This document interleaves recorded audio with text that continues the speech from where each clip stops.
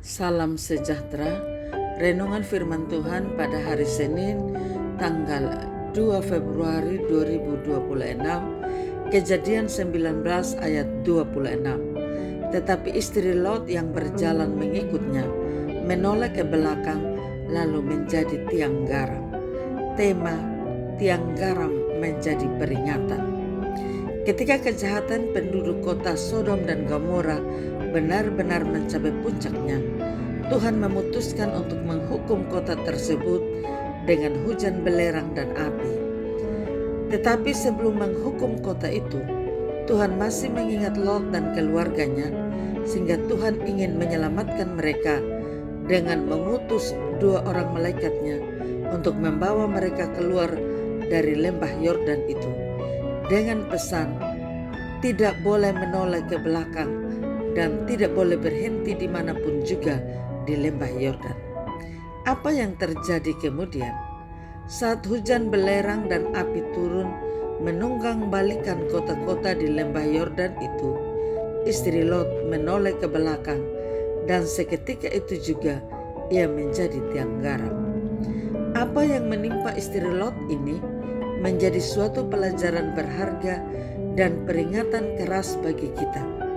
Tetap menoleh ke belakang sekalipun sudah diperingatkan, menunjukkan bahwa istri Lot enggan meninggalkan kenyamanan duniawi dan hatinya masih berpaut pada harta yang tertinggal di kota Sodom dan Gomora. Karena di mana hartamu berada, di situ juga hatimu berada. Matius 6 ayat 21. Harta, kekayaan, atau hal-hal duniawi cenderung menawan hati kita dan semakin menjauhkan kita dari hadirat Tuhan. Karena harta, kasih kita kepada Tuhan menjadi luntur, sehingga Tuhan tidak lagi menjadi yang terutama dalam hidup kita. Tuhan Yesus mengingatkan kita supaya tidak menjadi seperti istri Lot yang harus mengalami kebinasaan karena hatinya masih melekat kepada hal-hal yang duniawi. Tetapi pada hari Lot pergi keluar dari Sodom, turunlah hujan api dan hujan belerang dari langit dan membinasakan mereka. Ingatlah akan istri Lot. Barang siapa berusaha memelihara nyawanya, ia akan kehilangan nyawanya. Dan barang siapa kehilangan nyawanya, ia akan menyelamatkannya. Apa yang istri Lot lakukan adalah bentuk ketidaktaatan kepada perintah Tuhan. Sebab ketaatan yang setengah-setengah sama artinya dengan ketidaktaatan.